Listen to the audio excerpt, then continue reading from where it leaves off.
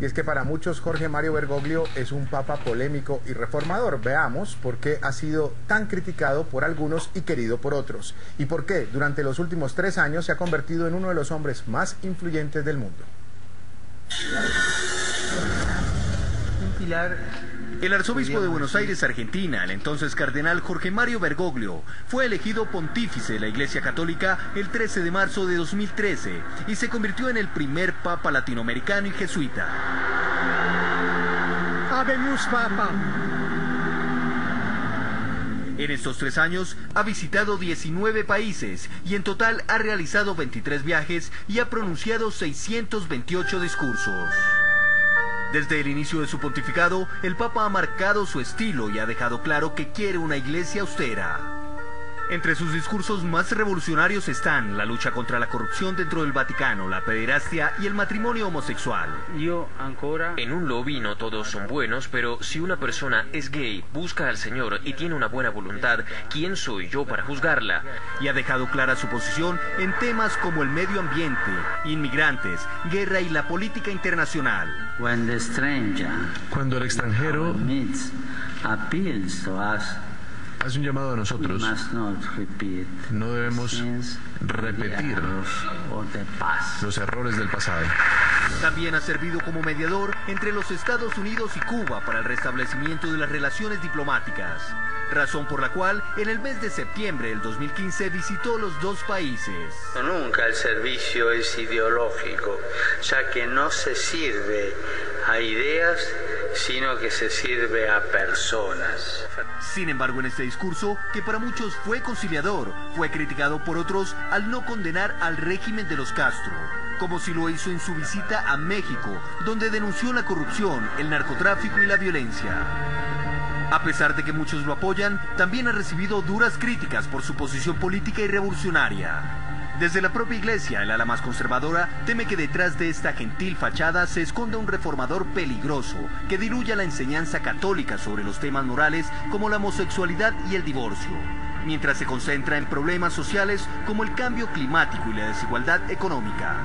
Revolucionario y liberal para sus seguidores, pero un reformador peligroso para los conservadores. Lo cierto es que el Papa Francisco ya cumple 3 años como máximo jerarca de la Iglesia Católica. Padre nostro que sei nei cieli. Vamos a saludar a los invitados esta noche en nuestros estudios NTN 24 Miami. Está Julio Schilling, escritor, politólogo, director del Foro Político y la publicación digital Patria de Martí. En Wisconsin está Carlos Frick, filósofo, teólogo del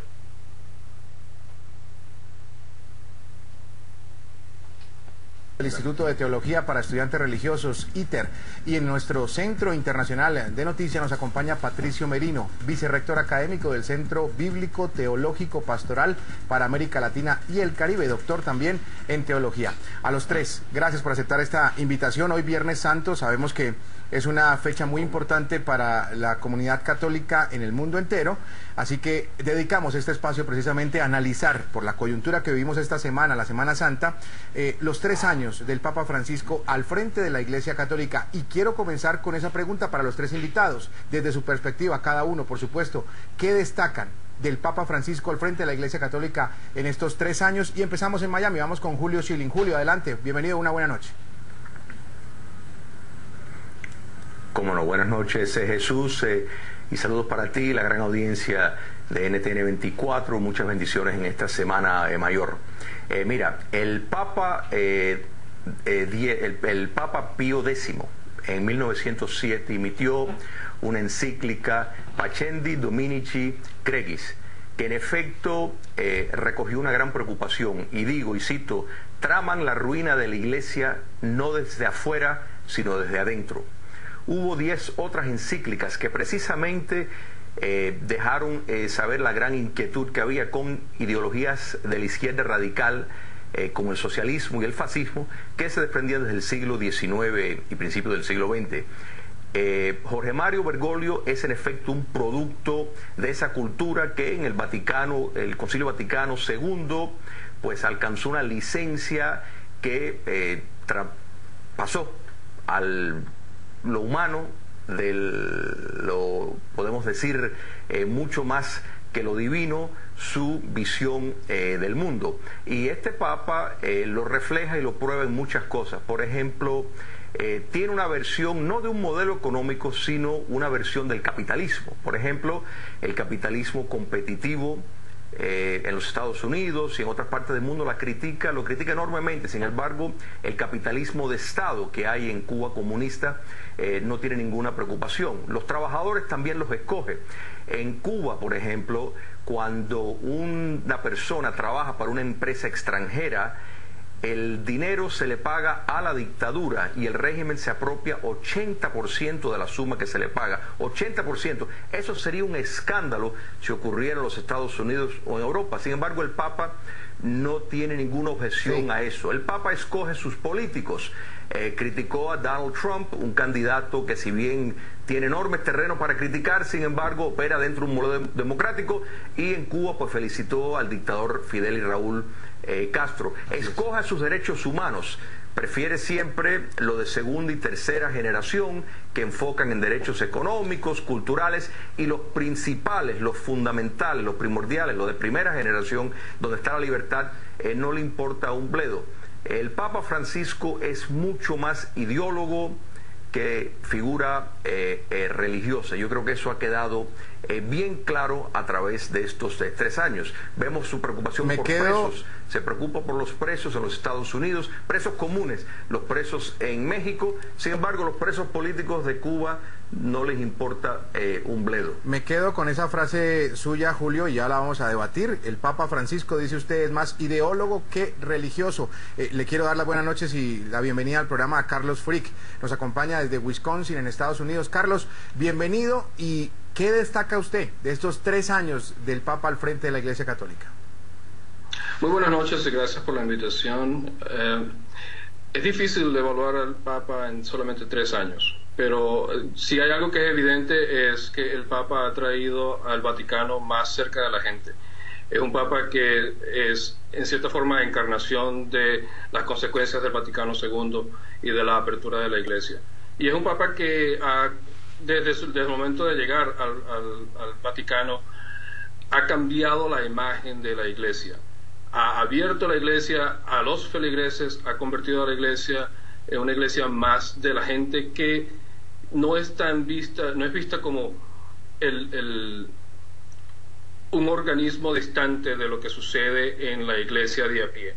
Es una iglesia que está mucho más en contacto con lo que está sucediendo en la calle, lo que está sucediendo con los feligreses en sus respectivas iglesias.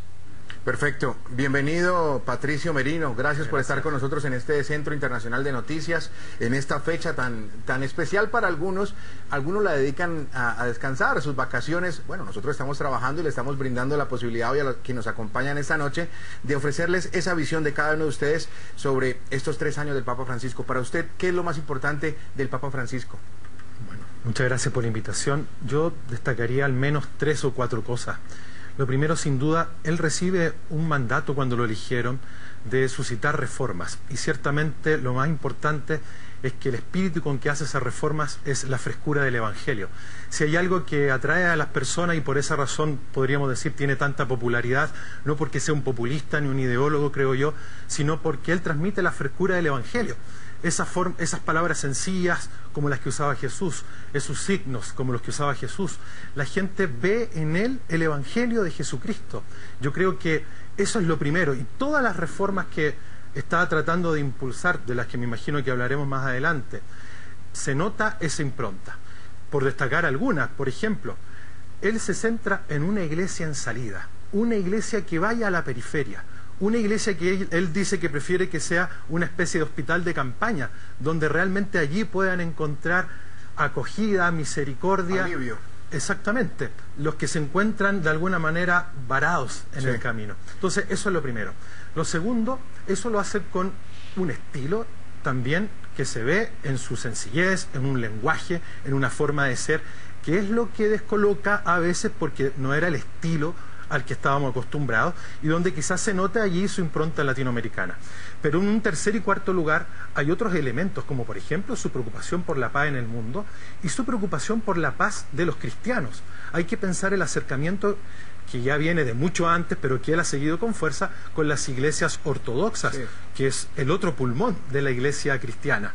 Y en ese sentido, ¿verdad?, la preocupación por Cuba, que no es solo una preocupación política, sino también es el símbolo de un país del centro del mundo, pequeño, periférico, ¿verdad?, que ha quedado al lado, y un país católico, un país que ha tenido que dialogar, ¿verdad?, con un régimen, y entonces todos esos signos me parecen a mí que son muy importantes en términos generales. Pero entonces para usted sí es una figura 100% religiosa, no tanto ideólogo como lo planteaba Julio en su primera exposición. El Evangelio de Jesucristo tiene ciertamente muchas dimensiones y también tiene una dimensión política el Evangelio. Claro, eso va de la mano, política y religión van de la mano. Pero si uno lo ve, si uno ve lo que escribe, si uno ve lo que hace, si uno ve lo que se nota, el sentido de fe de los fieles, ¿por qué lo siguen? ¿Porque es un político?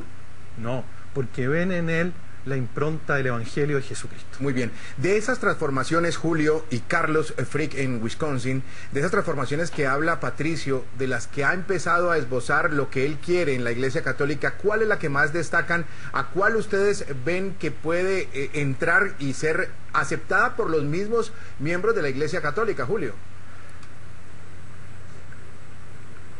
Mira, el Papa Francisco, hay que entender, y a mi juicio, y por supuesto, él tiene sus simpatizantes que a la misma vez coinciden con esa visión de mucho de lo que estaba contenido en el Concilio Vaticano II. Y ahí es donde está el meollo del asunto. Hace unos días el antiguo Papa Benedicto emitió una entrevista donde criticó lo que él considera los excesos que se está llevando a cabo recogido en el Concilio Vaticano II, y entonces pues claro, es una clara crítica a Jorge Mario Bergoglio y su liderazgo de la Iglesia Católica. Cuando miramos sus acciones precisamente, pues lo que vemos es un comportamiento antitético a lo que fue la conducta de Cristo. O sea, la Iglesia fue perseguida por el poder político dictatorial. El Papa Francisco busca aproximarse a dictaduras, no ha dicho absolutamente nada para los perseguidos políticos, pero no tiene timidez en expresarse por lo que él considera explotados económicos en países que él selecciona para criticar. De nuevo, en determinados lugares no dice nada. Cristianos están siendo acribillados por elementos del islamismo radical y el Papa ha sido sumamente tímido en cuanto a eso y está promoviendo una noción ecuménica que está bien que lo haga, pero sin embargo sus críticas están casi invisibles. Sí. Muy bien. Carlos, de las transformaciones, de lo que él quiere hacer en la Iglesia, de lo que ha esbozado, que será su hoja de ruta, ¿usted cuál cree que es la más importante y la que en primera instancia va a ser tomada por buen sentido en la propia Iglesia Católica? Es difícil escoger una en realidad, pero para mí lo más importante tiene que ver con el abuso sexual de sacerdotes a niños. Eso ciertamente es un clamor universal, es algo que desde dentro de la Iglesia y desde fuera de la Iglesia es una exigencia. Y ciertamente el Papa Francisco ha dado pasos en ese sentido, ha reconocido el pecado de la Iglesia, que quizás la peor mancha que tiene la Iglesia actual, y incluso se ha encontrado con las víctimas de estos abusos sexuales. Yo creo que eso es la bandera primordial de la Iglesia moderna, el primer mea culpa que la Iglesia tiene que enfrentar. Y de hecho algunos de sus cardenales más cercanos, por ejemplo el cardenal de Boston ha sido muy duro en contra de los pederastas en la Iglesia y es uno de sus consejeros más cercanos. Yo creo que eso es el punto principal. Otros puntos como la aceptación de los homosexuales o la aceptación de los católicos que se han divorciado y se han vuelto a casar son puntos importantes, pero a mí me parece que el tema de la pederastia es lo más álgido de este papado. Y ya que usted toca precisamente el tema de la pederastia, escuchemos lo que el propio Papa Francisco ha dicho y ha criticado sobre lo que pasa al interior de la Iglesia Católica con este tema. Escuchemos. Un obispo que cambia a un sacerdote de parroquia cuando se detecta una pederastía es un inconsciente y lo mejor que puede hacer es presentar la renuncia. ¿Clarito?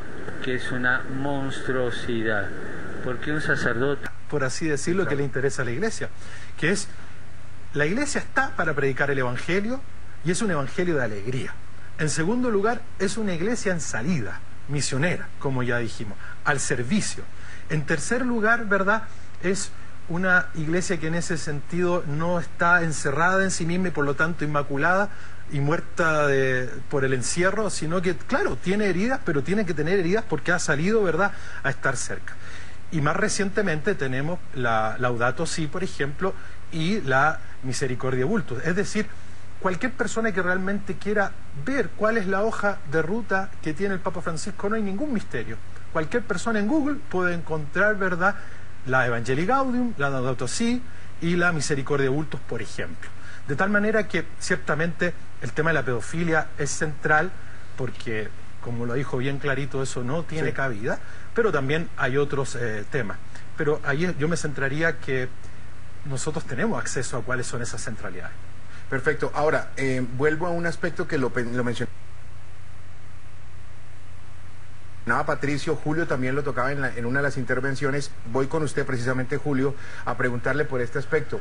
En un momento se llegó a hablar, quizás en la época de Benedicto XVI, se llegó a hablar que la Iglesia Católica había tenido un declive, que estaba de pronto perdiendo seguidores, fieles, se estaban alejando, y lo que realmente, pregunto yo, le interesa a la Iglesia era volver a traer y volver a unir a esas personas que se estaban yendo por alguna razón o que no eran simpatizantes. Más allá de que el Papa sea político, o sea religioso, ideólogo, como usted lo explicó en la primera intervención, el cometido se ha hecho. Es decir, en este momento el Papa sí aglutina masas. Julio.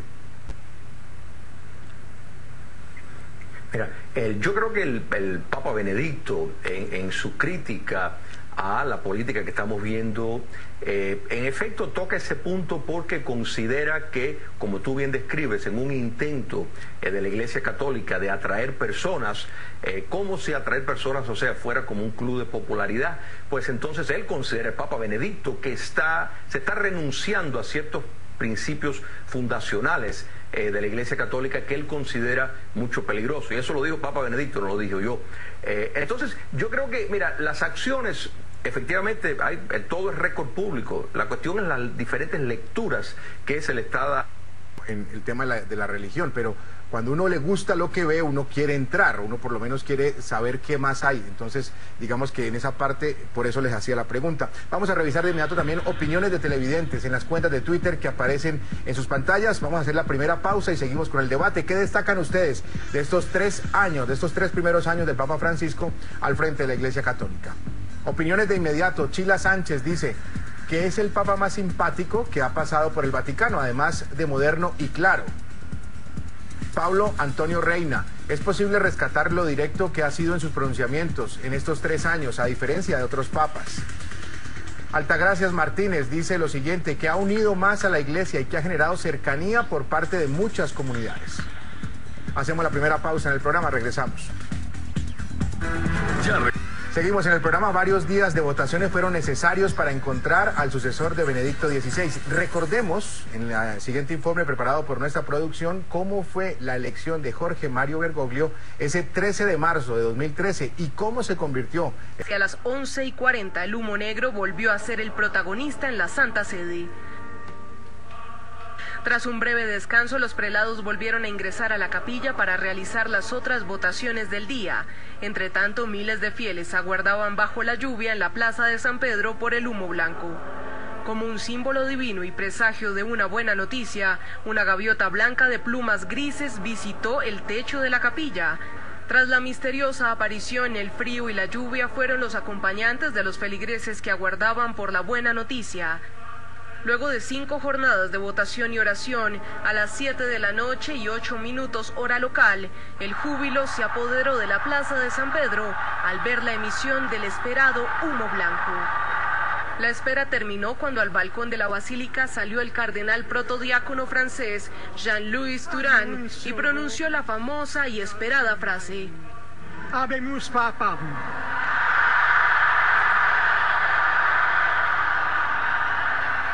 Durán pronunció entonces el nombre del que se convirtió en el primer papa latinoamericano.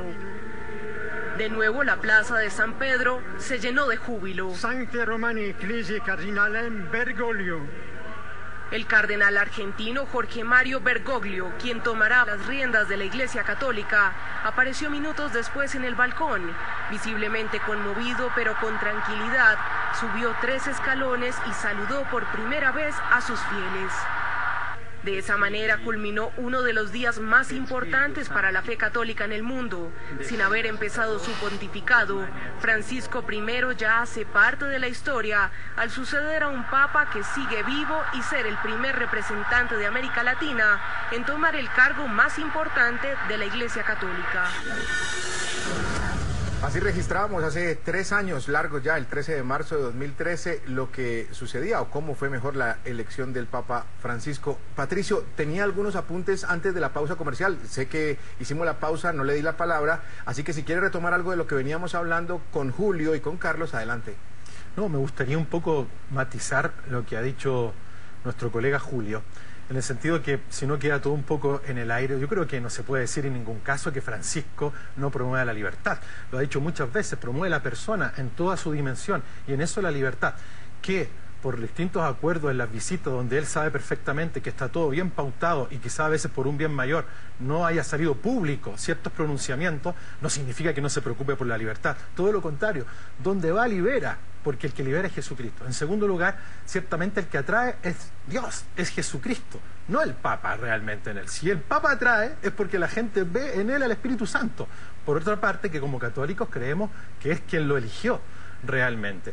Y tercero, que Benedicto XVI no ha criticado al Papa Francisco, eso es imposible, no va con el talante de Benedicto XVI.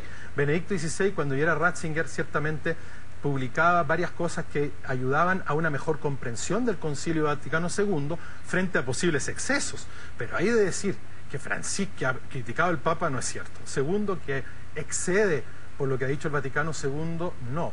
Quizás lo que hay que entender más a Francisco es que el Vaticano II de Francisco viene también enriquecido por el magisterio latinoamericano, por las 5 conferencias del episcopado latinoamericano, donde especialmente Aparecida, él fue el presidente de la redacción. Y si uno va a ver el documento de Aparecida, al cual también todo televidente tiene acceso, va a encontrar que allí la centralidad es Jesucristo, el discipulado de Jesucristo, ¿verdad? Y la iglesia misionera. Entonces, solo quería un poco que acotáramos eso. Perfecto. Es verdad, él dice que las interpretaciones pueden variar, pero creo que no es bueno simplemente así decirlo. Está muy bien y de eso se trata, como siempre lo decimos en este programa, distintas opiniones, todas con respeto, y yo no sé precisamente si Julio quiere hablar algo sobre lo que acaba de apuntar Patricio, y seguimos avanzando en el debate. ¿Cómo no? Mira, yo acepto que Patricio ignore las palabras del Papa Benedicto que hace unos días, pero eso no quiere decir que no ocurrieron. Sí ocurrió, y sí, en su crítica a los excesos del Concilio Vaticano II, que en efecto es la personificación del Papa Francisco. Y segundo, mira, yo entiendo que hay personas que sienten una excitación con el Papa Francisco por su estilo, mucho más que por la sustancia, pero lo que sí no podemos caer es en un apologismo vergonzoso y excusar y decir que está en una dictadura como la...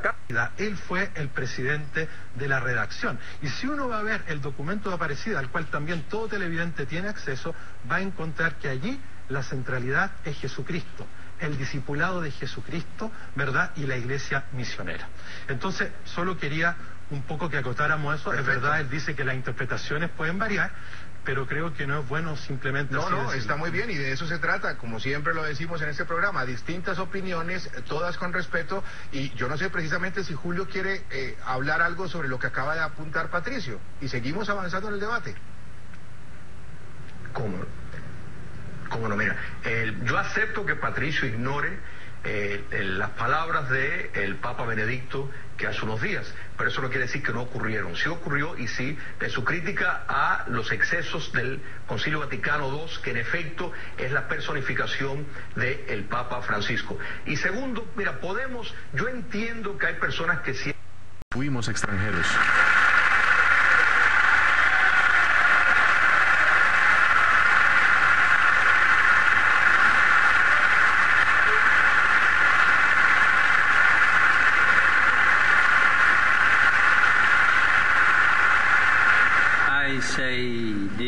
Digo esto a ustedes como un hijo de inmigrantes, sabiendo que muchos de ustedes también descienden de inmigrantes.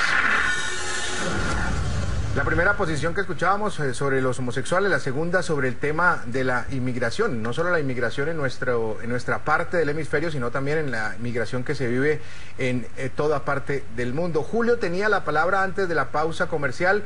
Si quiere le agregamos más sobre lo que hemos venido exponiendo, sobre las ideas del Papa Francisco. Adelante, Julio. Cómo no. Y quiero rápidamente decir que te felicito, Jesús, a ti, a NTN 24 y a los otros invitados, porque en un día tan sagrado como el Viernes Santos, que precisamente invita a la reflexión, que eso es lo que estamos haciendo. Creo que todos somos creyentes, tal vez todos católicos incluso, y en ese espíritu pues celebraremos el Domingo de Resurrección con gran júbilo. Pero esto es importante y me alegro mucho que se esté hablando todo esto.